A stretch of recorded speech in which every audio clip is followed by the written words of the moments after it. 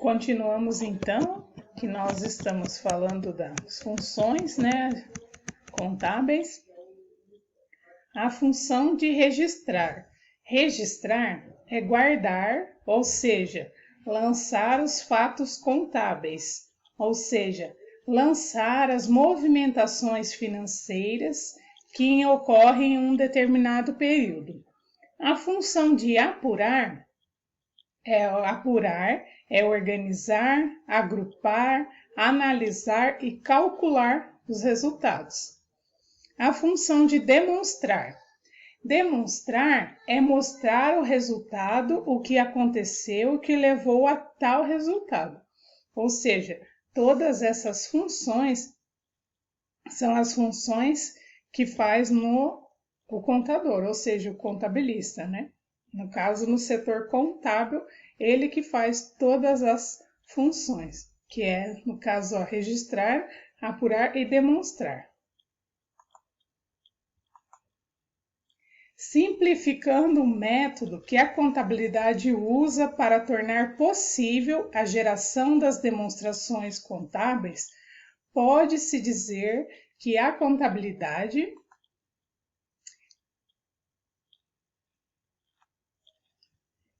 é criar o plano de contas, lançar os saldos iniciais dessas contas, separar os documentos hábeis para a escrituração contábil do período, Então, do período eles fazem geralmente dentro do mês, do dia 1º ao dia 30.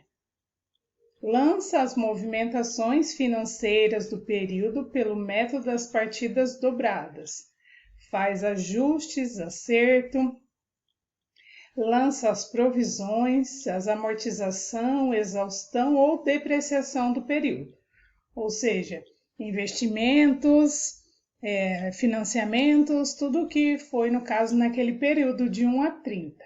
Então, lança todas essas provisões também, aquilo que vai ser ainda. Então, é lançado tudo nesse período. Apropria o lucro ou prejuízo no período também, nesse período de 30 dias. Encerra-se os lançamentos do período. Gera as guias para pagar os impostos. Então, faz isso tudo dentro desse período, ou seja, desses 30 dias. Gera as demonstrações contábeis do período e gera as obrigações acessórias governamentais. Ou seja, tudo aquilo que foi dentro daquele período, no caso de 30 dias. Tanto que essa parte das funções contábeis, ou seja, da contabilidade do escritório, são feitos todos os meses. Ou seja, quando termina o mês no dia 30, manda para o escritório toda a papelada para ele fazer todo aquele apanhado daquele período, do período de 30 dias. A função administrativa da contabilidade, ou seja, controlar o patrimônio, ou seja, patrimônio, que é o conjunto dos bens, direitos e obrigações suscetíveis de avaliação econômica, vinculadas a uma entidade ou uma pessoa física. Bem, tudo aquilo que satisfaz as necessidades humanas e pode ser avaliado economicamente, ou seja, bem que são os bens,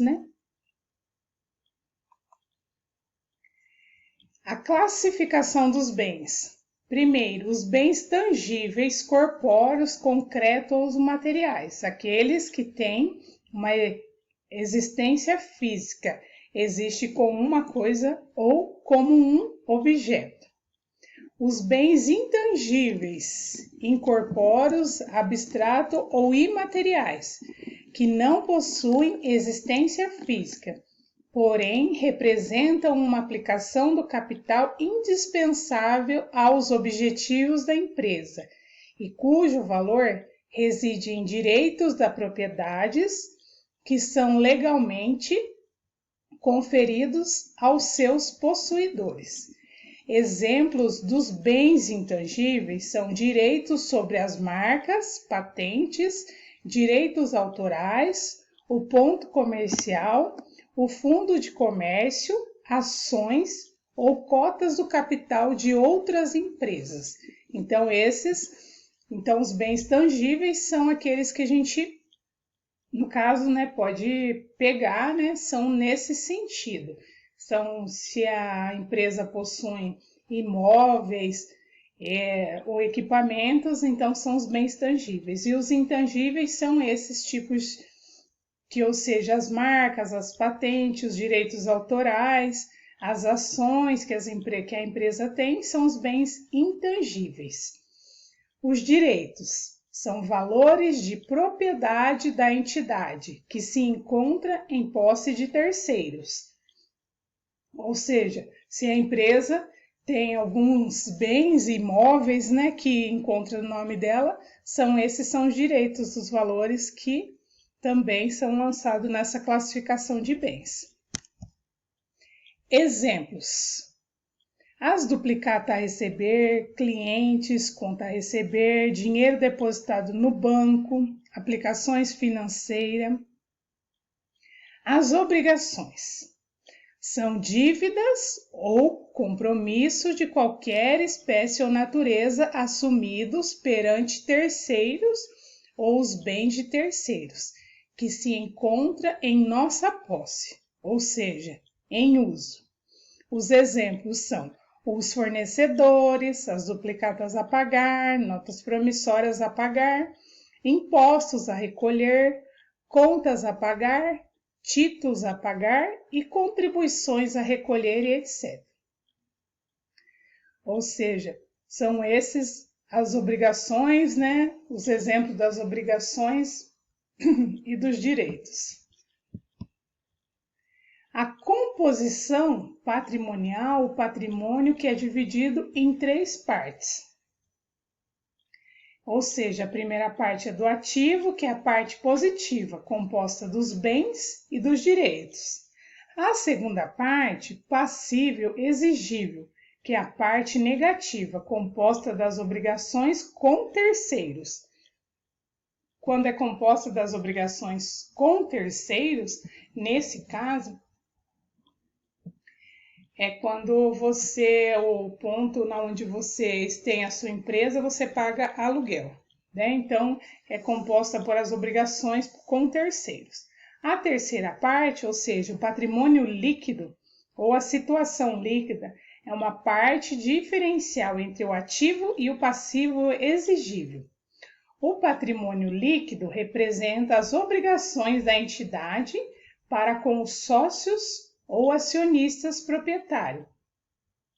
Indica a diferença entre o valor dos bens e direitos ativo e o valor das obrigações com terceiros, ou seja, passivo e exigível.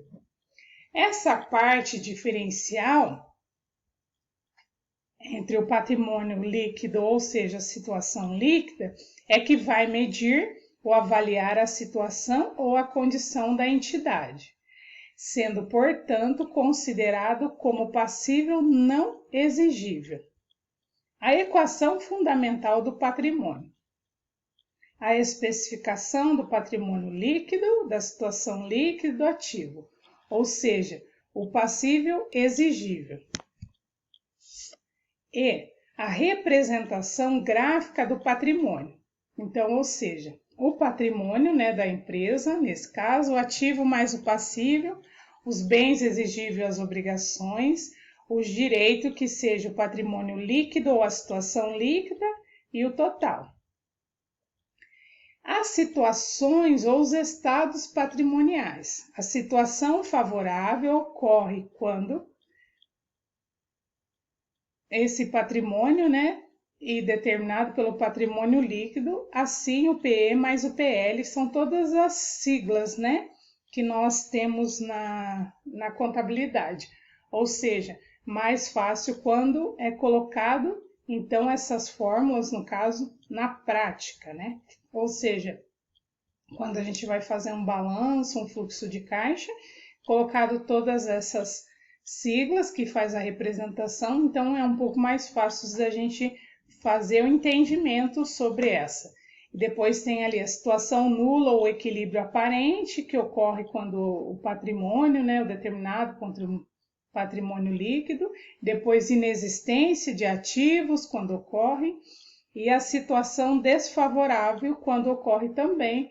Então, Nesse caso, essa representação gráfica é mais para vocês verem, ter algum tipo de conhecimento sobre isso, mas mais fácil mesmo o entendimento é quando a gente coloca todas essas siglas na prática.